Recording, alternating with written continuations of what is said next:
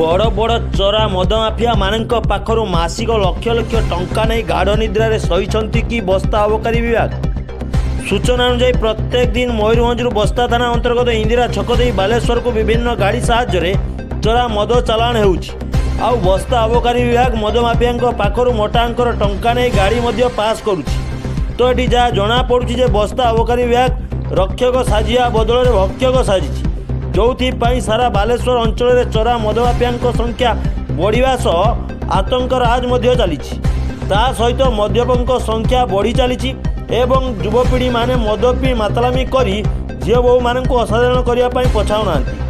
गतकाली बस्ता थाना इंदिरा छक दे 3टी चोरा मद बोधई पिकअप भ्यान जाउथिबा नहीं विशेष सूत्र खबर पाई चढ़ाऊ करथिला बस्ता पुलिस अधिकारी माने चढ़ाऊ करी जहाँ देखिथिले ताहा केबे सेमाने विश्वास करि पारु नाहंती।